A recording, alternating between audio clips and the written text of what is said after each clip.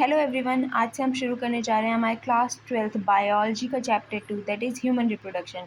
आज हम उसका फर्स्ट टॉपिक कवर करते हैं that is the male reproductive system, जिसमें सबसे पहले हम पढ़ते हैं कि उसकी लोकेशन क्या होती है, यानी कि हमारा मेल रिप्रोडक्टिव सिस्टम जो है वो कहाँ लोकेटेड होता है।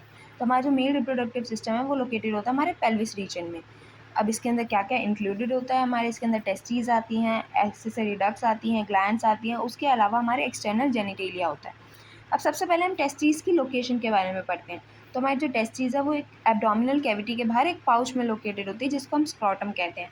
ऐसा इसलिए होता है सो दैट कि जो हमारे टेम्परेचर रिक्वायर्ड है हमारे स्पर्मेटोजेनेसिस के लिए वो मेंटेन हो सके, जो कि हमारे बॉडी टेम्परेचर से 2 से लेकर 2.5 डिग्री सेल्सियस तक लोअर होता है। तो हमें उसको मेंटेन करने के लिए हमें जो हमारी टेस्टीज़ है वो स्क्रॉटम में लोकेटेड होती हैं। अब हमारे टेस्टीज़ की अगर हम फिजियोलॉजी की बात करें तो जो हमारी टेस्टीज़ है वो ओवल शेप की होती हैं, 4 से 5 सेंटीमीटर उनकी लेंथ होती है, 2 से 3 सेंटीमीटर विड्थ होती है। अब अगर हम टेस्टीज़ की एनाटॉमी की बात करें तो हमारे टेस्टीज़ में 250 कंपार्टमेंट्स पाए जाते हैं, जिसको हम टेस्टिकुलर लोब्यूल्स कहते हैं। अब हर एक लोब्यूल के अंदर हमारे 2 से लेकर 3 हमारे सेमिनिफेरस ट्यूब्यूल्स पाए जाते हैं, जो कि हाईली कॉइल्ड होते हैं। जैसे कि हमारी इंटेस्टाइन में हमारे जो स्मॉल इंटेस्टाइन है वो हाईली कॉइल्ड स्ट्रक्चर पाया जाता है, वैसे ही हमारे जो सेमिनिफेरस ट्यूब्यूल्स है वो भी हाईली कॉइल्ड होते हैं। और हर एक लोब्यूल के अंदर 2 से 3 हमारे सेमिनिफेरस ट्यूब्यूल्स पाए जाते हैं। अब इन सेमिनिफेरस ट्यूब्यूल्स के अंदर लाइनिंग होती है किसकी, हमारी मेल जर्म सेल की, जिसको हम स्पर्मेटोगोनिया भी कहेंगे।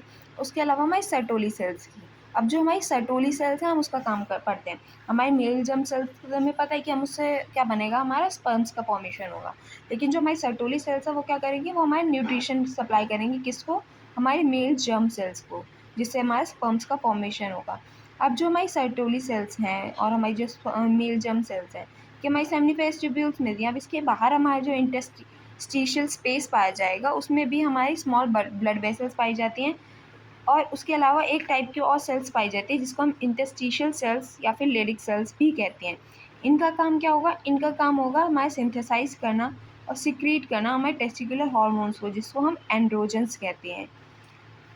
अब इसके आगे का पार्ट हम नेक्स्ट वीडियो में कवर करेंगे, so stay tune to the channel so that कि आपको आगे के जितनी भी वीडियोस हैं वो टाइम से मिल पाएँ। और लाइक करिए, सब्सक्राइब करिए चैनल को और कमेंट करिए अपनी क्वेरीज़ के बारे में।